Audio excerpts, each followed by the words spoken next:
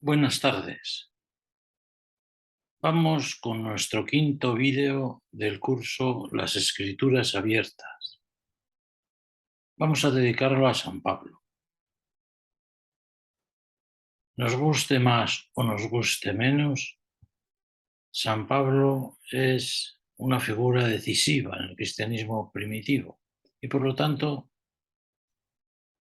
hay que dedicarle a él, lógicamente, por lo menos un espacio en este curso. Como sabéis, tenemos la suerte de tener 13 cartas de San Pablo, de las cuales 7 se las llama auténticas, son de él. La más importante de todas es la carta a los romanos. No es fácil entender la carta a los romanos, pero quien logra meterse en su mecanismo aprende el 80% de lo que es San Pablo. No en vano es la última carta que tenemos de él, la más pensada, donde Pablo vierte su experiencia cristiana. Pablo no habla de la fe como hablamos a veces nosotros, copiando un libro, copiando de otro. Él habla de lo que él ha experimentado. Es su experiencia cristiana. No es fácil entenderle a Pablo, sobre todo por una razón. Porque él, aunque fue un enamorado de Jesús, tiene una cabeza judía y razona y piensa como un judío de aquella época, y eso a nosotros nos queda muy lejos. Por eso nos resulta difícil. Pero haciendo un esfuerzo quizá podamos acercarnos a algo de lo que él quiere decirnos. De todos modos, en la carta a los romanos está el núcleo de Pablo. Quizá comencemos a entender algo si nos hacemos la reflexión de que el judaísmo y Pablo también están muy preocupados por el pecado y por el anhelo de presentarse justo ante Dios. Como eso es muy difícil, habían ideado el anhelo creyente, el anhelo religioso, había ideado un rito de perdón, un gran rito de perdón. Llaman, le llaman el día del gran perdón. A veces el Yom Kippur, a veces plural, Yom HaKippurín, el día de los perdones, en que cada año se escenifica el anhelo del perdón. ¿Y cómo se hacía? Porque San Pablo ha visto esto todos los años y lo ha hecho con fervor de judío. Él era, lo dice en Filipenses, de la tribu de Benjamín, fariseo, celoso de la ley. ¿Cómo se hacía ese rito anual del perdón?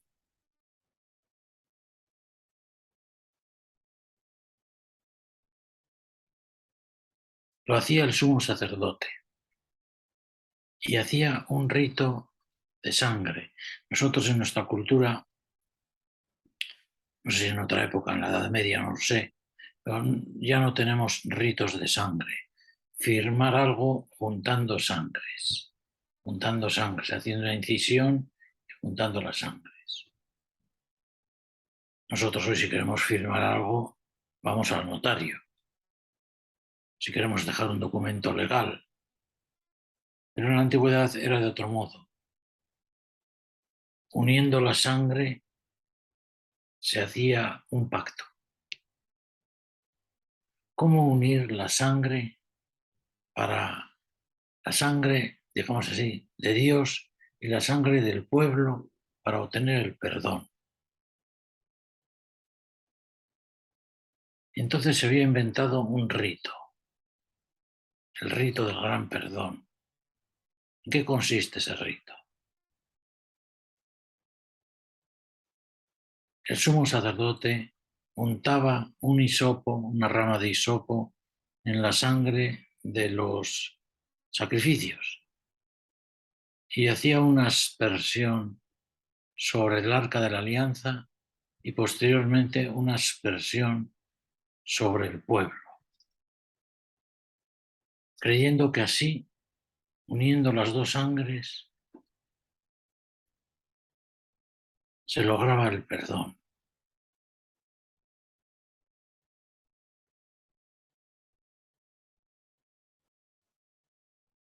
Esto lo había visto San Pablo muchas veces, lo había celebrado con fe de creyente.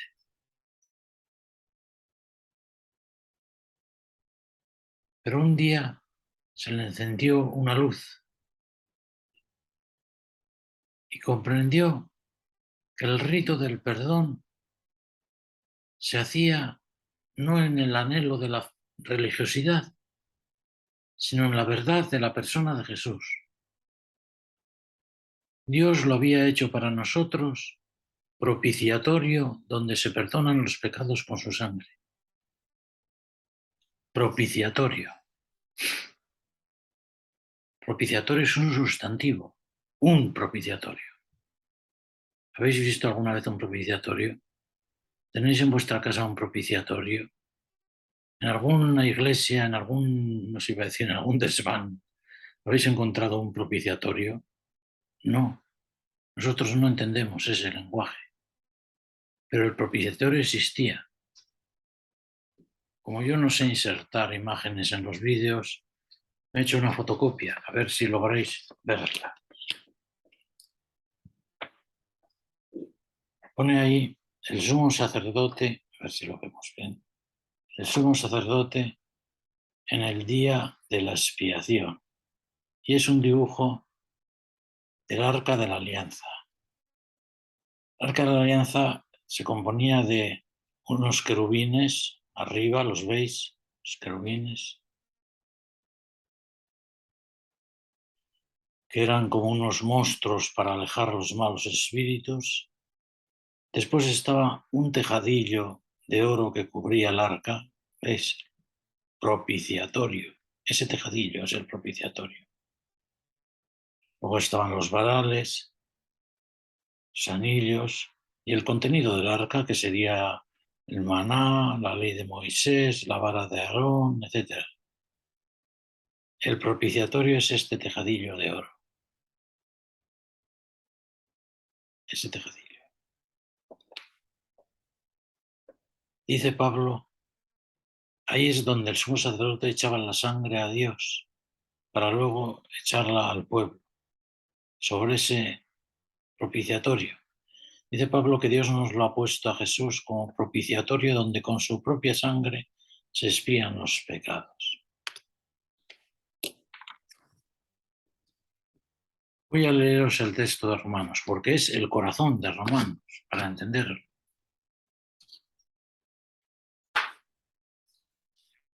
Este vídeo quinto es panota. Siempre en todos los cursos hay una parte difícil. Esta es la parte difícil. A ver si la aprobamos. Bueno, el texto dice, ahora en cambio, independientemente de toda ley, está proclamada una amnistía que Dios concede avalada por la ley y los profetas. Amnistía que Dios otorga por la fe en Jesús Mesías a todos los que tienen esa fe. A todos sin distinción, porque todos pecaron y están privados de la presencia de Dios.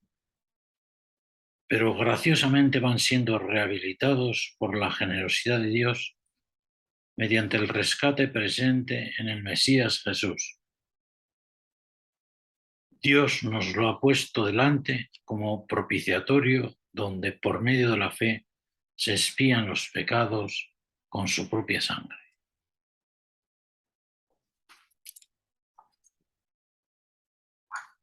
Es decir,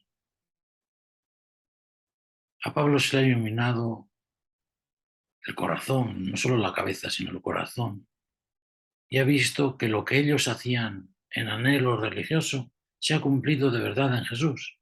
Él ha hecho para nosotros una obra de rehabilitación con su propia sangre. Él ha sido el que ha vertido su sangre sobre el arca de la alianza y por lo tanto esto ha tenido unas consecuencias decisivas.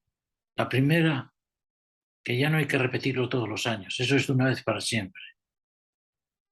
Y la segunda, importantísima, que por esa razón podemos llevar una nueva vida.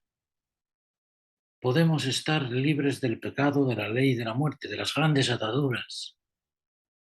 De tal manera que podemos llevar una nueva vida en Cristo, la nueva vida según el Espíritu, libres de toda coacción, liberados de toda cadena.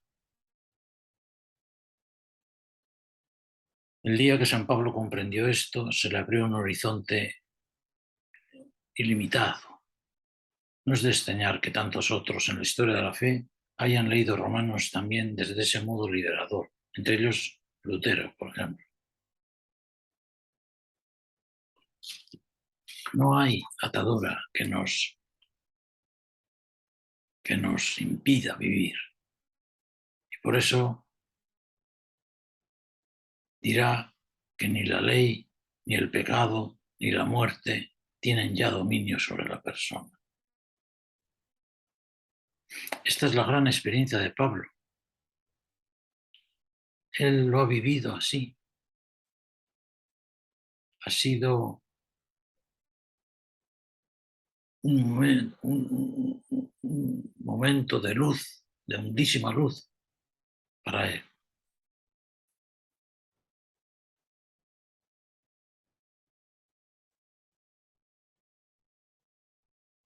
También lo dice de otros modos a lo largo de la carta, cómo se puede vivir una vida nueva, además de los capítulos quinto, sexto y séptimo, libres del pecado, libres de la ley, libres de la muerte. Se puede llevar una vida nueva porque somos hijos. Y ahí aparece la palabra Abba. Podemos gritar a Dios Abba. Esta palabra Abba solo aparece en Marcos 14, en la oración del huerto, y aquí en Romanos, nada más. Somos hijos y coherederos con Cristo, heredamos con Él. Somos hijos de la casa, heredamos. De tal manera, dice Pablo, que ya no tenemos por qué vivir en el temor, porque tenemos uno al que podemos decir Apá, libres del temor. Hay un autor inglés, un filósofo que dice, el día que nací yo, nacimos gemelos, el miedo y yo. Como diciendo, el miedo acompaña el caminar humano. Pablo dice, podemos vernos libres del miedo, del temor, porque somos hijos. Otra manera de decir la vida acompañada sería el decir que no hay nada que nos podrá separar del amor de Dios. Nuestra vida es una vida acompañada. ¿Quién nos separará? Capítulo 8 de Romanos. ¿Quién nos separará del amor de Dios? Ni la angustia, ni la persecución, ni la desnudez. El mismo Cristo nos va a separar, Él que ha muerto por nosotros. Nuestra vida es una vida amparada. A veces decimos, estamos dejados de la mano de Dios. Nunca estamos dejados de la mano de Dios. Él no nos deja. Nada nos puede separar de Él. Ni la angustia, ni la persecución, ni el hambre, ni la desnudez, ni los fallos morales, ni las limitaciones, ni los pecados. Nada nos puede separar de Él. Podemos llevar una vida nueva. Y otra forma muy importante de decir que podemos llevar una vida nueva es que podemos vivir en fraternidad, como hermanos. Resulta, fijaos, que la carta a los romanos tiene 15 capítulos. Bueno, 16, un añadido posterior, pero la carta 15 como tal. De 15 capítulos, los capítulos 12, 13, 14 y 15, es decir, 4 capítulos enteros, habla sobre la vida comunitaria. San Pablo. Porque él cree que la fe se vehicula en el cauce comunitario. De tal manera que la nueva vida en Cristo se ve reflejada en la vida fraterna. Si podemos vivir fraternamente, podemos vivir la vida nueva en Cristo. Y él desciende a cosas nimias de la vida comunitaria, porque muchas veces la vida fraternal se soluciona en cosas muy pequeñitas. Que si uno come verduras, que si uno otro no come, que si uno guarda un día, que si otro guarda otro día, que si uno quiere andar y otro no quiere andar. Y dice el capítulo 15 de Romanos, nosotros los fuertes hemos de sobrellevar las flaquezas de los débiles. Cuando el débil no quiere andar, nosotros hemos de llevar su cara, a ver si así se anima a andar. Es decir, la rehabilitación que el Mesías, la rehabilitación que Dios ha hecho a través del Mesías Jesús, cobra rostro en la nueva vida vivida en fraternidad. La vida en fraternidad es el lenguaje de la rehabilitación que Jesús hace en nuestra vida. La vida fraterna se convierte en argumento teológico. Si la vida fraterna no es posible, ha fracasado la muerte y resurrección del Señor. Si es posible, a pesar de las dificultades, es que la rehabilitación de Jesús ha tenido sentido. Es así, la nueva vida en Cristo. Por eso mismo,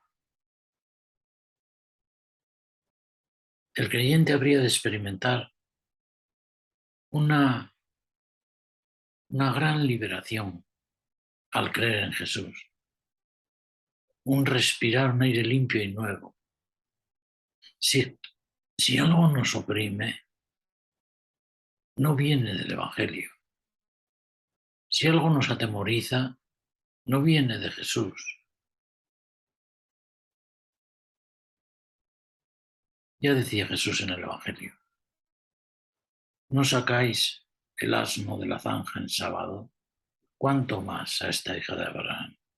La fe está hecha para liberar. Mira tú que tantas veces la religiosidad o la fe, no sé, la vida cristiana, nos ha impuesto modos de vida y de conciencia que nos han hecho muy temerosos y han acrecentado nuestros miedos. Nos equivocábamos. No viene del Evangelio eso, viene de nosotros, de quien sea, de las normas o de quien sea. La fe está hecha para liberar, para respirar, para creer que a pesar de nuestras limitaciones hay horizonte, hay posibilidad de vida. Esto es lo que San Pablo nos ha querido decir en la carta a los romanos. Para todo esto, como diríamos, hay que estar cada vez más enraizados en Jesús, enmacetados en Él.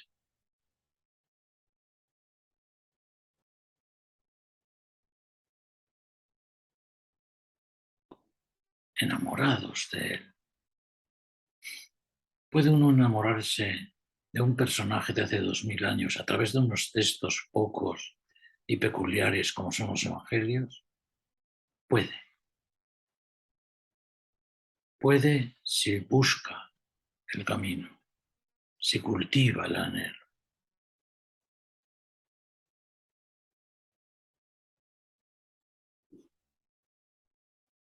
Una escritora de Zaragoza, se llama Irene Vallejo, quizá hayáis leído su libro, escribió un libro sobre el amor a los libros en la antigüedad griega y romana. Fíjate tú qué tema. ¿Puede uno enamorarse de los libros antiguos? Bueno, pues esta escritora escribió un ensayo, se llama El infinito en un junco, quizá lo hayáis leído, que ha tenido, no sé si 300 o 400.000 ejemplares, de un libro relativamente gordo, o sea, una difusión tremenda. Ha contagiado el amor a los libros. En la antigüedad, en algo pasado, más antiguo que el Evangelio. Es decir, que cuando uno hace un itinerario de ahondamiento, las épocas no cuentan tanto, el calendario no cuenta tanto. Y por eso un ahondamiento en la persona de Jesús puede llevar a un gran enamoramiento de él. Y estamos hablando de enamoramiento, con todas las notas del amor.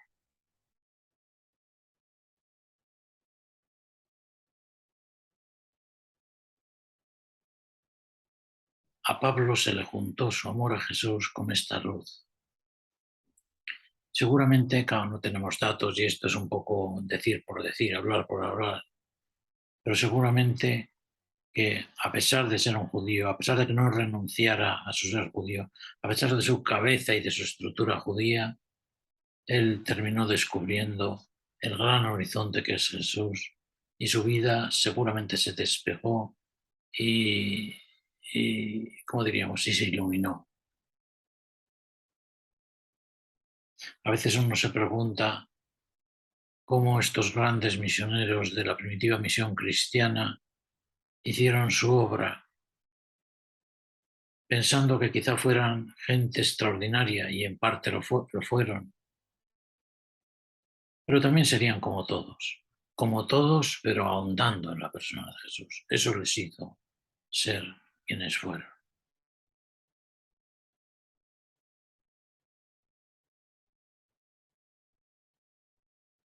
Aprendamos de San Pablo, dejémonos iluminar por él y participaremos también de su luz, de su gozo y de su respiro.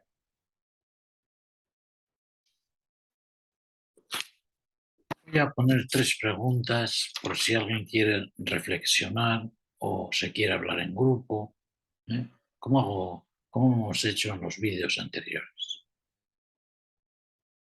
Primera, ¿cómo entender la vida cristiana como una vida nueva? Como una vida nueva. ¿Qué requisitos habría que tener para que uno entienda lo cristiano como novedad? Segunda, ¿lo que nos oprime viene del Evangelio o de dónde viene? Y tercera, ¿cómo enraizarse en la persona de Jesús? ¿Cómo ayudarnos a enraizarnos en la persona de Jesús?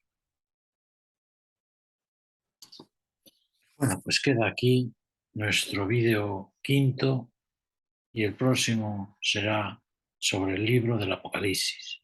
Buenas tardes a todos y a todas.